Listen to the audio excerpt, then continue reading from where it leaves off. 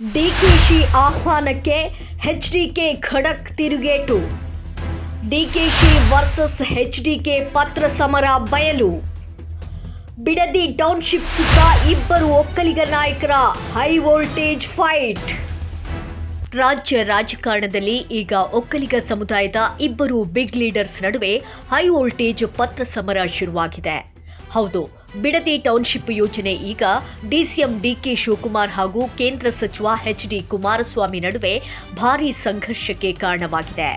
ವಿಧಾನಸೌಧಕ್ಕೆ ಬನ್ನಿ ಅಂತ ಡಿಕೆಶಿ ಆಹ್ವಾನ ನೀಡಿದ್ರೆ, ಇಲ್ಲ ನಾನು ವಿಧಾನಸೌಧಕ್ಕೆ ಬರಲ್ಲ, ಬಾಧಿತ ರೈತರ ಮುಂದೆ ಬಿಡದಿಗೆ ಬನ್ನಿ ಅಂತ ಕುಮಾರಸ್ವಾಮಿ ತಿರುಗೇಟು ನೀಡಿದ್ದಾರೆ.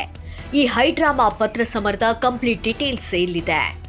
ವಿಷಯ ಏನಪ್ಪಾ ಅಂದ್ರೆ, ಮೊದಲು ಜೂನ್ 22ರಂದು ಮುಖ್ಯಮಂತ್ರಿಗಳ ಕಚೇರಿಯಿಂದ ಕೇಂದ್ರ ಸಚಿವ ಎಚ್ಡಿ ಕುಮಾರಸ್ವಾಮಿ ಅವರಿಗೆ ಅಧಿಕೃತ ಪತ್ರವೊಂದು ರವಾನೆಯಾಗುತ್ತೆ.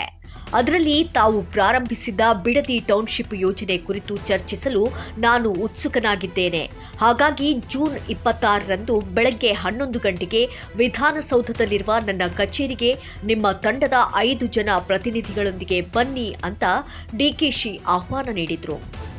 ಡಿಕೆಶಿ ಪತ್ರ ತಲುಪಿದ ಬೆನ್ನಲ್ಲೇ ಕೇಂದ್ರ ಸಚಿವ ಎಚ್ಡಿ ಕುಮಾರಸ್ವಾಮಿ ಅವರು ತಡ ಮಾಡದೆ ಅಷ್ಟೇ ಖಡಕ್ ಆಗಿ ಲಿಖಿತ ಉತ್ತರ ನೀಡಿದ್ದಾರೆ.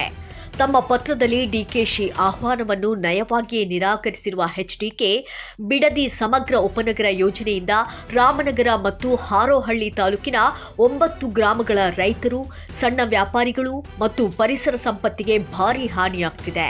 ಹೀಗಾಗಿ ವಿಧಾನಸೌಧದ ಎಸಿ ರೂಮ್ನಲ್ಲಿ ರೈತರನ್ನ ಹೊರಗಿಟ್ಟು ಸಭೆ ನಡೆಸಿದ್ರೆ ಯಾವುದೇ ಪ್ರಯೋಜನವಿಲ್ಲ. ಜೂನ್ 26ರ ಬದಲಿಗೆ ಜೂನ್ 27ರಂದು ನೇರವಾಗಿ ಬಿಡದಿ ಅಥವಾ ಬೈರಮಂಗಲದ ಸಾರ್ವಜನಿಕ ಸ್ಥಳದಲ್ಲಿ ಸಭೆ ಕರೆಯಿರಿ. ಅಲ್ಲಿ ಸಂಕಷ್ಟದಲ್ಲಿರುವ ರೈತರು, ಮಹಿಳೆಯರು, ವ್ಯಾಪಾರಿಗಳ ಸಮ್ಮುಖದಲ್ಲೇ ಮುಕ್ತವಾಗಿ ಚರ್ಚೆ ಮಾಡೋಣ ಅಂತ ಚಾಲೆಂಜ್ ಹಾಕಿದ್ದಾರೆ.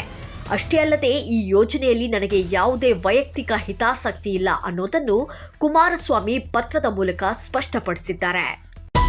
ನಿಖರ ಸುದ್ದಿಗಾಗಿ ನೋಡ್ತಾ ಇರಿ ವಾಯ್ಸ್ ಆಫ್ ವಿಜಯನಗರ.